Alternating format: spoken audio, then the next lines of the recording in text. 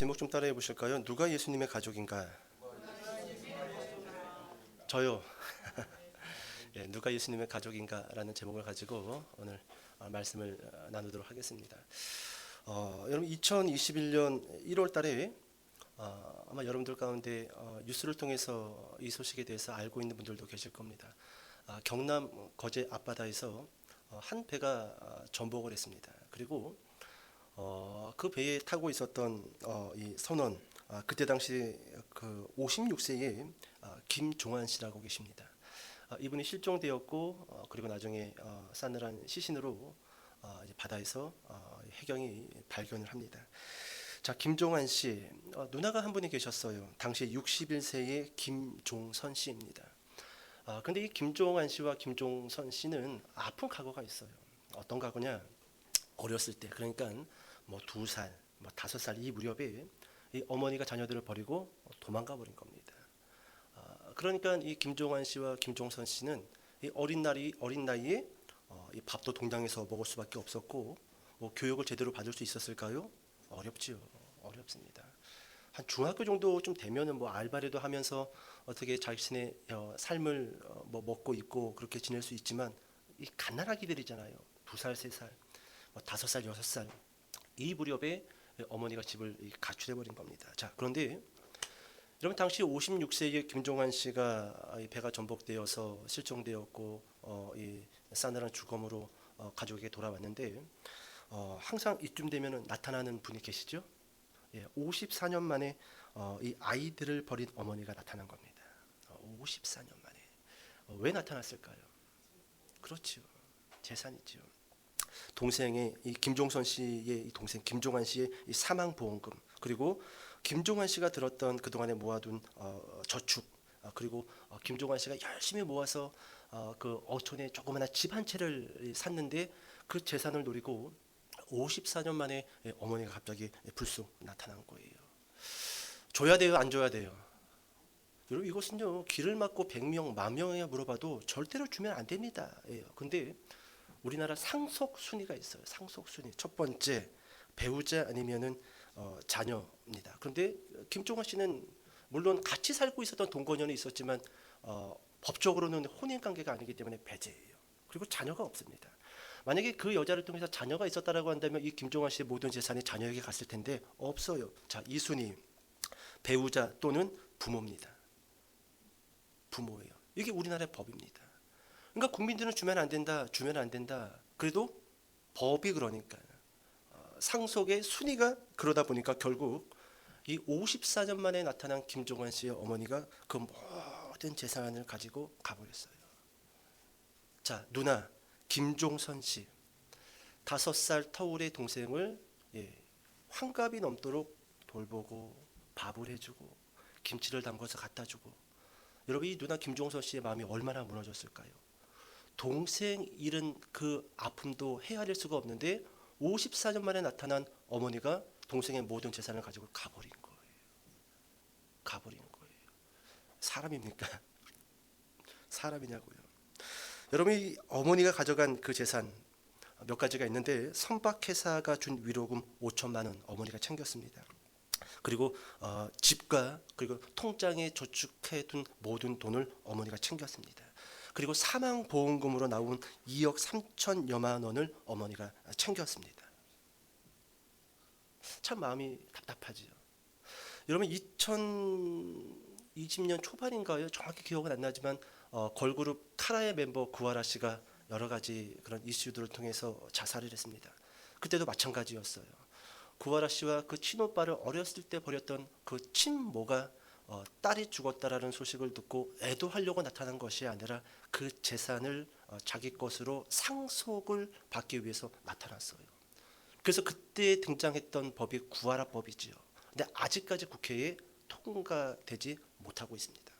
제가 어제 조사를 해보니까 잘하면은 8월 달이나 9월 달쯤 이 국민의힘당과 민주당에서 이 구하라법을 통과시킬 수도 있다라고 한 기자가 며칠 전에 글을 올린 내용을 본 적이 있습니다.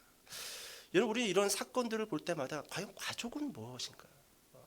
과연 누가 가족일까요? 진정한 가족은 무엇일까? 여러분, 이런 질문을 던질 수밖에 없다라는 거예요. 여러분 가족 영어로 패밀리입니다. 여러분 이 패밀리의 어원이 있어요. 패밀리의 어원이 라틴어로 패밀리아입니다. 패밀리아. 근데 이 패밀리아의 어원이 또 있는데 파몰루스라는 단어의 어원이에요. 이 파몰루스의 뜻이 뭐냐 하면요, 좀 의외의 뜻이 있습니다. 노예 하인이에요. 패밀리 가족. 근데 그 어원을 추적해서 그 뜻을 보니까 뭐라고요? 노예 하인이라는 겁니다. 노예 하인. 그러니까 여러분 이 가족이라는 것의 어원을 추적해 보니까요, 학자들은 이렇게 결론을 내립니다. 한 남자에게 속한 노예, 한 남자에게 속한 하인, 그러니까 재산이라는 거예요. 이게 가족이라는 겁니다. 내 재산 목록, 내 재산 목록. 옛날에는 사람도 그 재산 목록에 들어가지 않았습니까? 여자, 자녀들, 노예, 하인. 이것이 바로 가족의 어원 출발이라는 것입니다.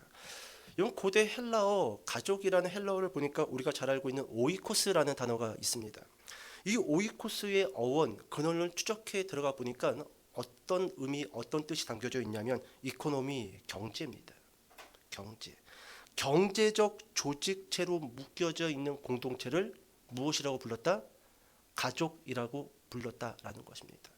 한 남자의 재산 목록, 경제적 조직 공동체를 바로 가족의 어원, 가족의 근원이라는 것이죠. 여러분 제가 이 국어사전에서 가족의 정의가 무엇인가를 좀 살펴봤어요. 가족의 정의 국어사전에서는 이렇게 기록이 되어져 있습니다. 부부를 중심으로 하여 그로부터 생겨난 아들, 딸, 손자, 손녀 등 가까운 혈육들로 이루어진 집단.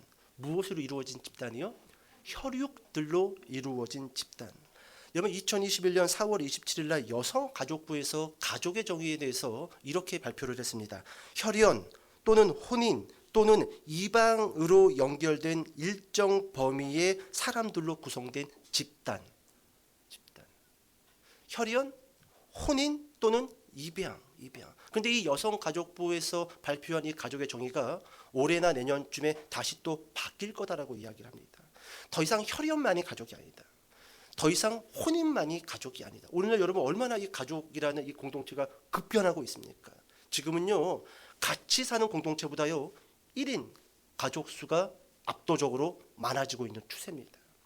그래서 오며 가며 알다가 아니면 뭐 직장이나 학교의 선후배가 같이 살는 어떤 그러한 공동체도 이제는 가족으로 봐야 된다.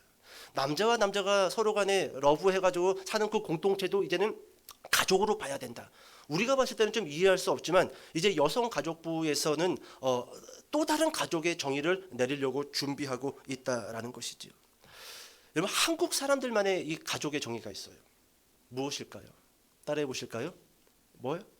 우리라는 말도 참 좋지요. 그런데 한국 사람들이 가족에 대해서 이렇게 종종 이야기합니다. 식구. 맞아요, 틀려요? 식구. 우리 그 뭐죠? 비열한 거인가요? 이 조인성 씨가 이 밑에 부하들 앉혀놓고 우리는 다 식구요. 이 주둥이 하나, 주둥이들 그 명대사가 갑자기 번뜩 떠오르는데 이 한국 사람들만이 또 내리는 가족의 정의라는 거예요. 식구, 같이 밥 먹는 공동체. 우리 이따 끝나고 같이 밥 먹지요? 오늘 특별히 우리 강 집사님께서 한턱 쏘신다고 했는데 우리 같이 밥 먹으니까 우리도 뭐예요? 식구예요. 식구. 옆 사람 쳐다보세요. 당신은 나의 식구입니다. 밥 먹을 때만? 그렇다라는 것이죠. 자, 여러분 오늘 본문에서는요, 한 가족이 등장을 합니다. 자, 본문으로 돌아와서요, 마가복음 3장 31절의 말씀을 같이 읽도록 하겠습니다. 자, 시작.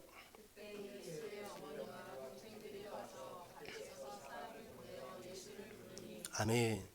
여러분 예수의 어머니와 동생들이 와서 그리고 예수님을 부른다라고 사람들이 집 안에 계신 예수님에게 지금 이야기를 하고 있습니다. 여러분 지금 이 31절의 이 말씀은요, 우리가 지난주에 봤던 말씀하고 지금 같은 선상에 있습니다.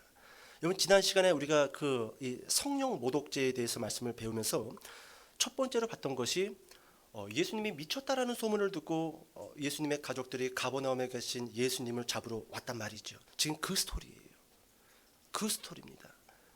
지금 집 밖에 서서 예수님이 미쳤다라는 소문을 듣고 예수님의 가족이 예수님을 잡으러 왔다라는 거예요. 여러분 다시 한번 31절을 보실까요?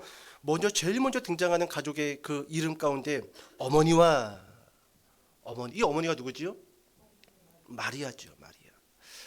여러분 저는요 예수님이 미쳤다라는 이 소문을 듣고 예수님의 가족이 지금 예수님을 잡으러 가브나움에 왔습니다. 그러면 여러분 상식적으로 우리가 이 믿음의 이 세계 안에서 동생들이야 형이 미쳤다 그 미친놈이지 그놈 그 미친놈이야 저 집 나가가지고 목소리나 제대로 하지 집행개치고 장남이란 놈이 저렇게 떠돌아다니고 머리는 길어가지고 좀 머리 좀 자르지 동생들은 그럴 수 있어요. 그런데 여러분 누구만큼은 그 예수를 미쳤다라는 소문에 넘어가면 돼요 안 돼요? 누구만큼은? 어머니죠, 마리아. 여러분 마리아는요 예수님을 잉태하기 전에 수 없는 어떤 기적과 이적과 환상과 말씀을 들었습니다. 몇 가지만 좀 나열해 볼까요? 먼저 여러분 어머니 마리아가 예수님을 잉태하기 전에 가브리엘 천사가 그녀에게 찾아갔습니다. 그리고 하나님의 아들 메시아 그의 이름을 예수로 져라. 세상 죄를 짊어지고 갈 자이다. 그렇게 가브리엘 천사를 통해서 그 잉태될 아들에 대해서 이야기를 들었다라는 것이죠. 이것뿐만 아니죠. 여러분 마국간에서 그 아기 예수를 잉태하고 나서 베들레헴 목자들과 동방 박사들의 방문을 받았단 말이죠. 그러니까 엄청난 일들을 이 마리아는 목격했고 봤단 말이에요. 천군 천사들의 찬양 그리고 시므온이 그 아기 예수를 안고 했던 송축과 예언 그리고 안나라는 선지자의 그 말씀 그리고 본인이 알잖아요. 남자를 알지 못했는데 이 아이를 잉태하고 출생했잖아요. 그럼 적어도 누구만큼은 의심하면 안 돼요? 어머니만큼은 예수가 미쳤다라는 그 소문을 믿으면 안 되지요. 그러니까 여러분 잘 보세요. 말씀이냐 소문이냐? 소문이냐 말씀이냐 해서 지금 이 어머니가 무엇을 선택했던 거예요? 소문이에요. 소문입니다. 여러분 우리도요 믿다 보면 수많은 소문과 수많은 유언비어에 대해서 들을 때가 있습니다.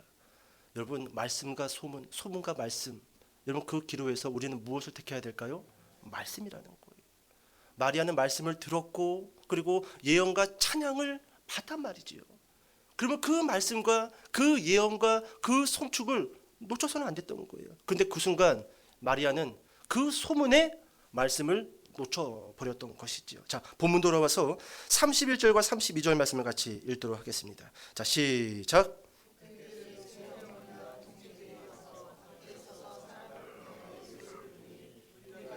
둘러앉았다가 여짜오되 보소서 당신의 어머니와 동생들과 밖에서 찾나이다. 아멘 아멘. 31절과 32절을 보니까 한 가지 동일한 단어가 있는데 밖에 서서입니다. 30절 보실까요? 31절 그때 예수의 어머니와 동생들이 와서 어디에 서서? 밖에 서서. 자 32절도 봐보세요. 무리가 예수를 둘러앉았다가 여짜오되 보소서 당신의 어머니와 동생들과 누이들이 어디에서 찾나이까? 밖에서 찾나이다. 밖에 서서. 이런 공간 복음의 동일 본문을 보면 그러니까 마태복음, 마가복음, 누가복음 이 공간 복음의 동일 본문을 보면요 모든 저자들이 지금 이 동일 본문에서요 밖에 서서라는 단어를 다 같이 기록하고 있다라는 것입니다. 그러니까 의미가 있는 단어예요.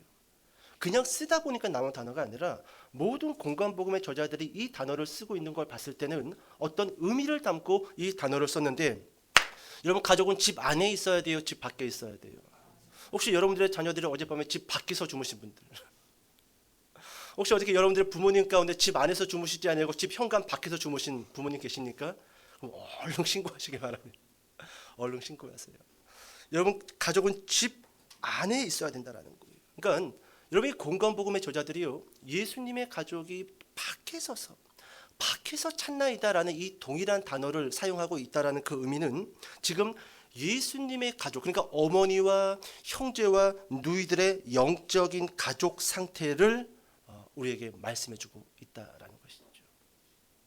제가 이 개척 창립 예배를 드릴 때 조금 좀 안타깝고 좀 아쉬웠던 것이 무엇이냐면은 저희 집안이나 저희 사모의 집안이나 믿는 집안이 아니에요. 믿는 집안이 아닙니다. 그러니까 저희 두 형님들도 뭐 이렇게 잠깐 와서 뭐 인사하고 창립 예배가 시작할 때쯤 되면 계속 복도에서 왔다리 갔다리 왔다리 갔다리. 그게 무엇을 보여주는 걸까요? 영적인 가족의 의미를 보여주는 거예요. 혈육으로는 가족 맞죠. 족보를 보면 가족 맞죠. 그런데 이 공동체 안에 있느냐 밖에 있느냐는요, 지금 영적인 가족이냐 아니면 영적으로는 가족이 아니냐를 정확하게 말씀해주고 있고 보여주고 있다는 거예요. 그러면 저희 형님들만 그랬던 건가? 아니에요. 저희 우리 두 처형이 있습니다. 두 처형도 전화가 와서 예배 끝나고 들어갈게. 이미 능곡동에는 왔었어요. 왔었습니다.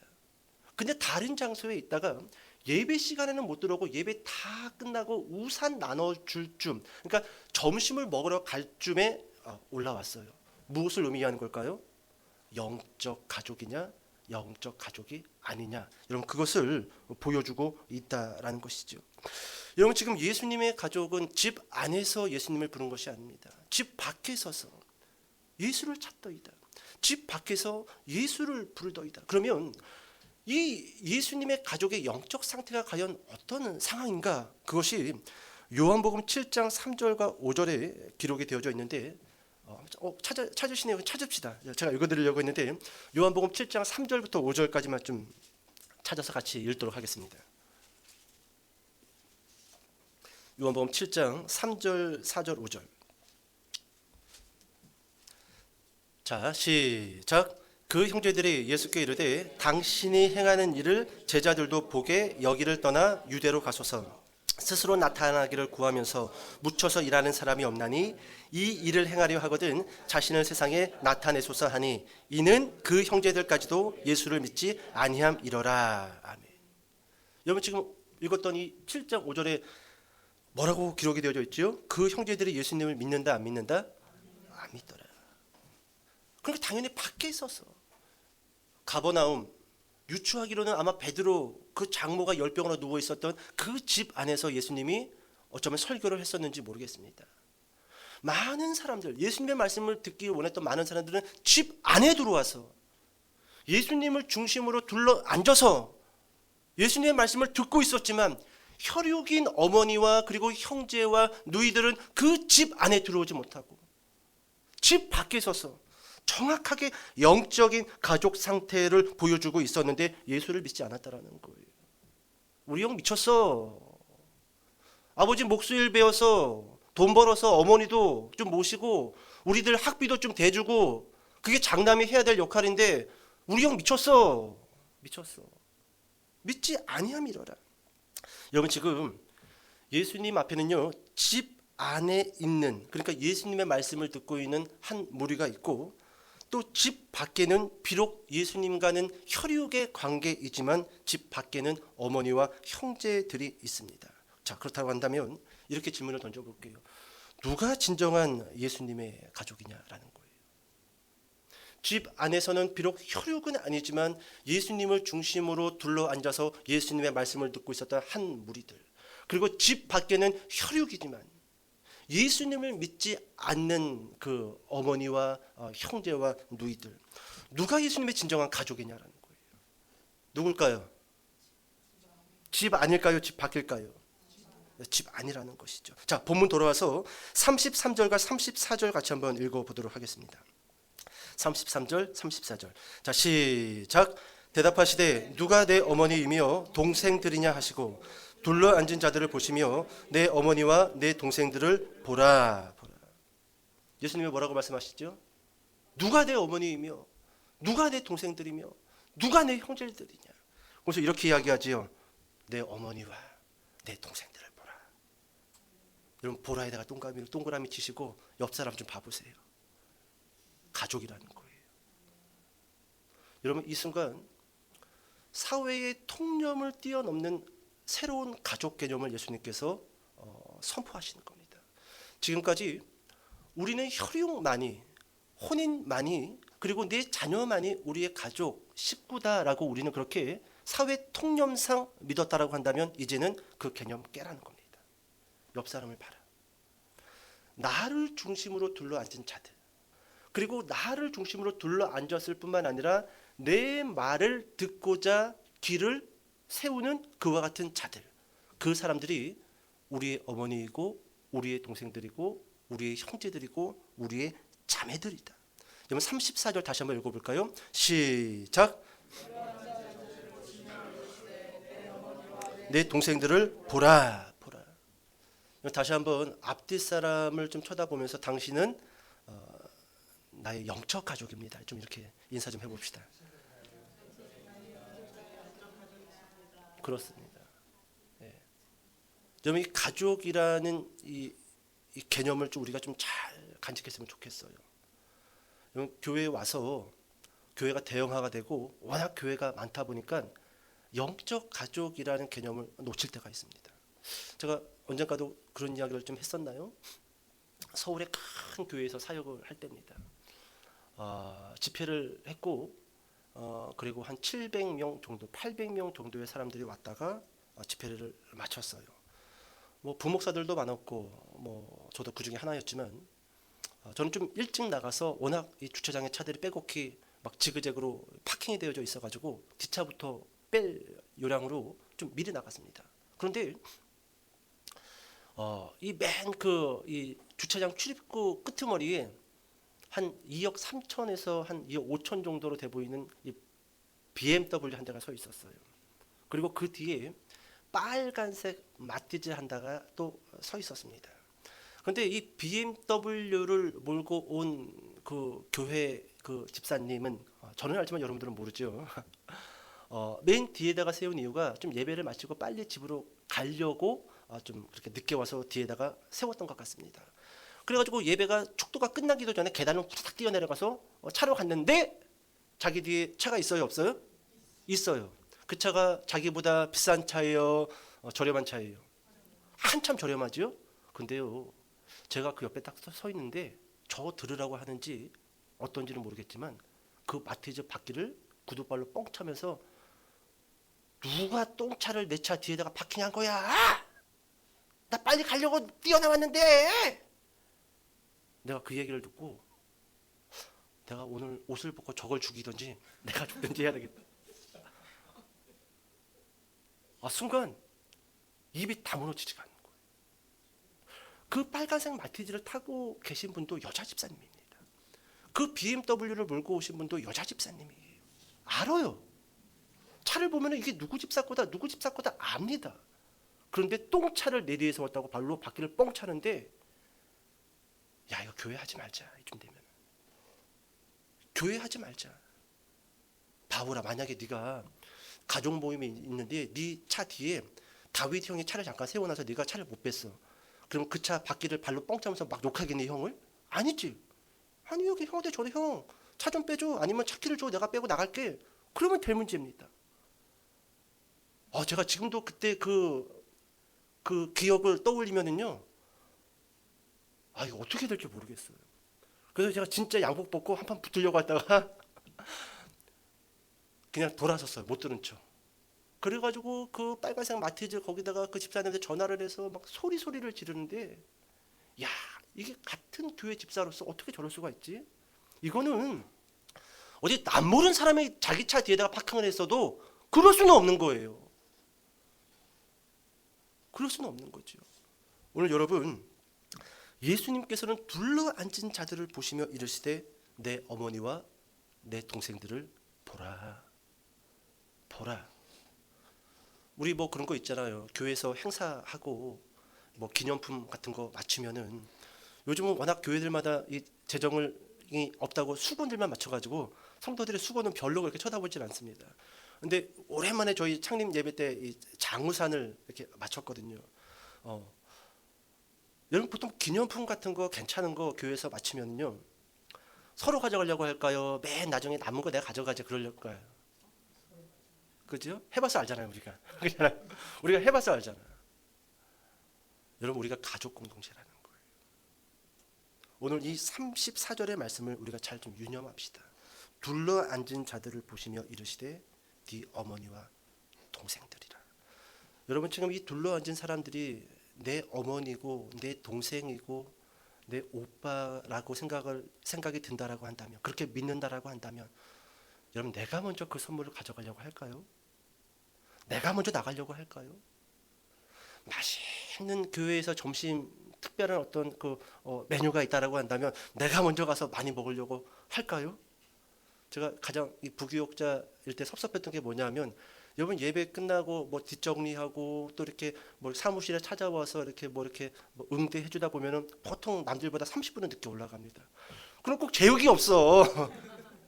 김치하고 단무지만 수북하게 쌓여 있고 제육이 없는 거야, 제육이. 너무한 거 아니에요? 네 동생이니라. 저를 동생으로 봤다라고 한다면, 예? 저를 오빠라고 봤다라고 한다면 좀 한 그릇 퍼가지고 다른 곳에다가 좀 빼놔야 되는 거 아니냐라는 거예요. 여러분, 누가 예수님의 가족이 될 수 있는가? 그렇다면 누가 예수님의 가족이 될 수 있는가? 35절입니다. 자, 35절 같이 한번 읽어보도록 하겠습니다. 시작. 내 형제요 자매요 어머니이니라. 여러분, 예수님께서 이렇게 대답을 주십니다. 누구든지 하나님의 뜻대로 행하는 자가 내 형제요 자매요 어머니라. 영적 가족 공동체가 될 수 있다라는 거예요. 누구의 뜻대로 행한다? 하나님의 뜻대로 행하는 자가. 자, 이것을 길게 이야기하면은 우리 점심 못 먹으니까 예와 하나로 좀 오늘 설교를 가름하도록 하겠습니다. 여러분, 작년에 한 이 뉴스를 보니까 중국 관련된 한 소식이 있더라고요. 중국의 한 마을에 93세 나이를 먹은 루안이라는 이 할아버지가 계셨습니다. 그런데 이분도 어렸을 때 부모님이 이 형제들을 버리고 도망갔기 때문에 그냥 형제들끼리, 그리고 조금 나이를 먹어서는 혼자서 그 마을에 정착을 해서 살았습니다. 근데 나이가 93세다 보니까 식사를 할 수도 없고 청결 유지가 불가능했던 것 같습니다. 그래서 이 93세 루안이라는 할아버지가 마을 그 공동체에 찾아가서 좀 나를 케어해 줄 수 없습니까? 이게 쉬운 게 아니에요. 한 분을 누군가가 책임진다라는 게 보통 어려운 게 아닙니다. 그런데 이 할아버지가 그 공동체에 가서 저를 좀 도와줄 분 좀 어떻게 구해주면 안 되겠습니까? 다들 아니죠. 누가 뭐 바빠요. 뭐 어쩌다 한 번씩 음식 조금 한 거 갖다 주는 건 할 수 있지요.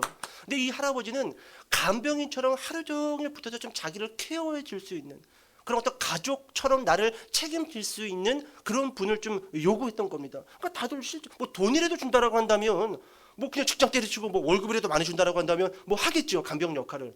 근데 아무도 안 한다라고 했는데, 여러분, 리우라는 막 결혼을 해서 자녀들이 이 어린 그런 한 남성, 리우라는 이 남성이 제가 그 루안 할아버지를 제가 챙기겠습니다.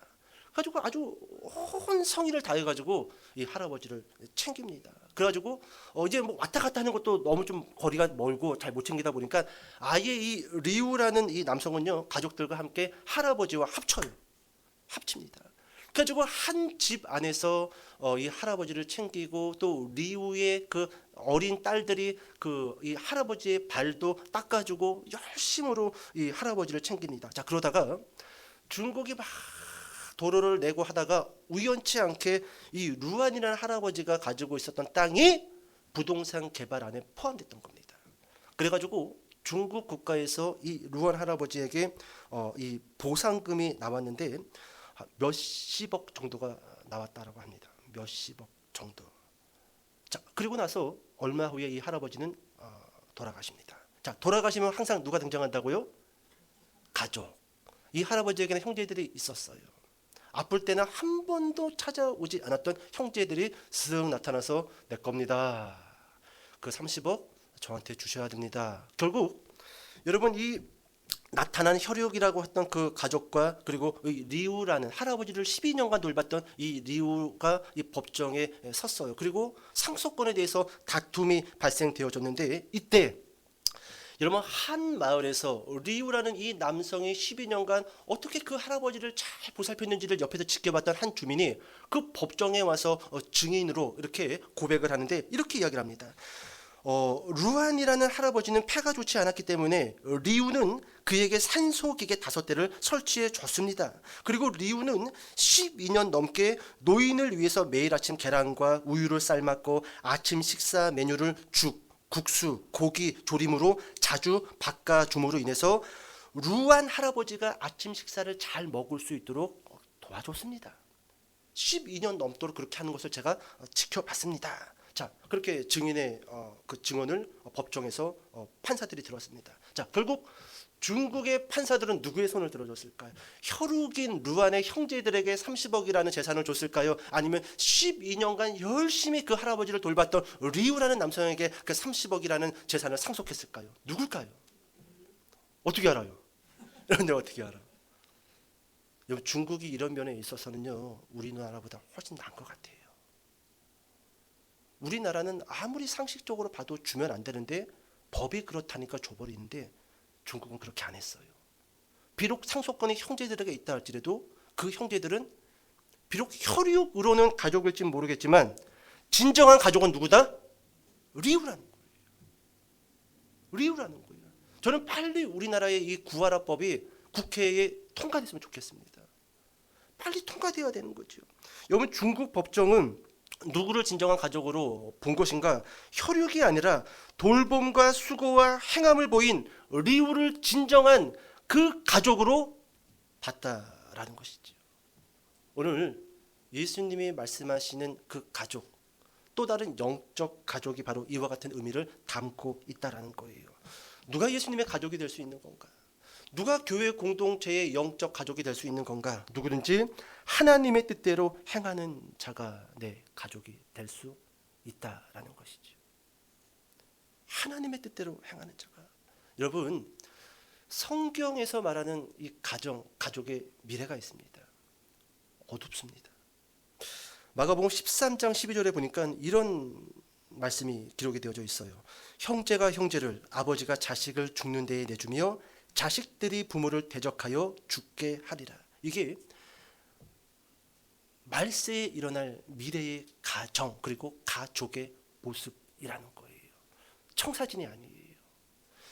자식이 부모를 죽이고 부모가 자식을 죽이는, 서로 간에 대적하는 그 가족이 될 것이다라고 말해주고 있다라는 것이죠. 여러분, 이 설교 정리하겠습니다. 교회 공동체는 어떤 공동체가 되어야 하는가? 진정한 가족 공동체가 되어야 합니다. 우리는 가족이 되어야 돼요. 봐라, 네 형제요, 네 어머니라. 우리는요, 호련단신 혼자 와서 교회 공동체에서 예배드리고 돌아가는 그런 존재들이 아니에요.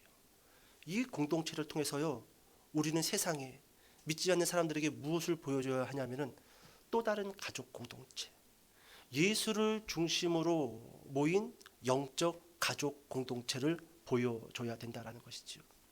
여러분, 혹시 여러분들이 살고 있는 그 집, 그 가정, 혹시 그 이웃의 가정에서 날마다 싸우는 소리가 들리는 그런 경험이 있으십니까? 옆집에서 날마다 그 부부가 싸운다든지, 아니면 자녀 문제로 인해 가지고 날마다 그 부모와 자녀가 티격태격 싸운다든지, 그렇다고 한다면 우리는 그 가정을 놓고 봤었을 때, 저 가정 참 어렵다, 참 저 가정 어렵다, 힘들다, 우리는 그렇게 생각할 겁니다. 하지만 여러분, 우리 주변에 살고 있는 한 가정이나 한 가족이 너무너무 아름다운 모습을 가지고 부모가 사랑하고 부부가 사랑을 하고 또 부모와 자녀의 관계가 돈독하다라고 한다면, 여러분, 우리 주변에 있는 수많은 가정과 가족들이 그 아름다운 가정 공동체를 보고 그 가정을 좋아할 겁니다. 그 가정을 사랑할 겁니다. 마찬가지예요. 오늘 여러분, 이 교회가 욕먹는 이유 가운데 여러 가지가 있지만 그 이유 가운데 한 가지가 뭐냐면, 누가 봐도 이 교회는 가족 공동체 같지 않다라는 거예요. 철저하게 개인적이고 이기적이고 서로를 돌보지 아니하고 서로를 챙기지 않는다라는 겁니다. 그렇기 때문에 여러분, 세상 사람들이 교회를 봤을 때 낭만도 없고 아름다움도 없고 좋아할 만한 것도 없다라는 거예요.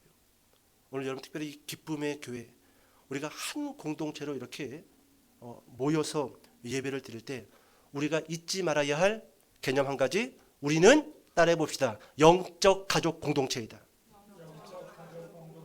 그렇습니다. 서로를 돌보고 서로를 아끼고 서로를 위해서 중보하는 저와 여러분 되시기를 주님의 이름으로 축복합니다. 기도하겠습니다.